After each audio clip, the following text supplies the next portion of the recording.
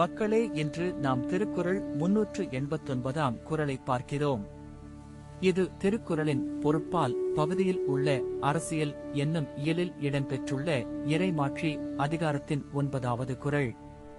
செவிகைப்பச் சொற்பொருக்கும் பண்புடை வேந்தன் கவிகை கீழ் தங்கும் உலகு.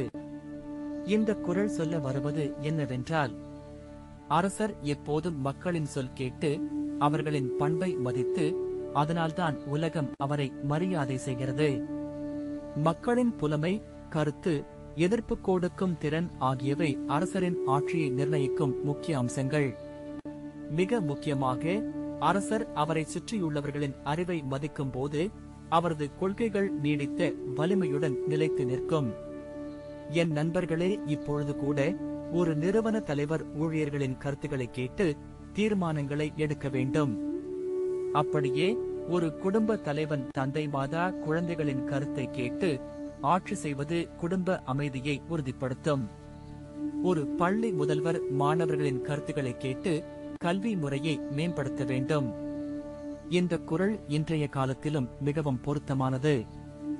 ஏனெனில் தகவல் பரிமாற்றம் வேகமாக உள்ள உலகில் தலைவர்கள் மக்களின் கருத்தை புறக்கணிக்க முடியாது. மக்கள் தங்கள் விருப்பம், தேவைகள், எதிர்பார்ப்புகளை தெளிவாக கூறுகிறார்கள். அவற்றை புரிந்து கொண்டு நடவடிக்கை எடுக்கின் சமூகத்தில் நம்பிக்கை மற்றும் ஒற்றுமை உருவாகும்.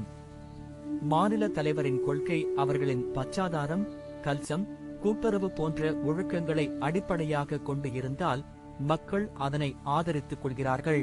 இன்று நாம் வெள்ளப்பருவ குழந்தைகளின் கருத்து, மூத்தவர்களின் அனுபவம் ஆகியவற்றை ஒருங்கிணைத்து தீர்வு கண்டால் அது நீண்ட கால வளர்ச்சிக்கு வழிவிடும்.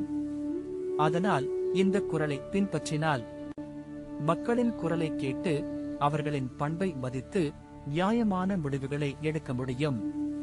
இதனால் தலைமை திறமையானதாயும் நீடித்ததாயும் இருக்கும். இது ஒவ்வொரு மனிதருக்கும் ஒவ்வொரு சமூகத்துக்கும் பயனளிக்கும். இந்த குறள் மிக அழகாக எடுத்துக் கூறுகிறது. செவிகைப்பச் சொற்பொருக்கும் பண்புடை வேந்தன் கவிகை கீழ் தங்கும் உலகு.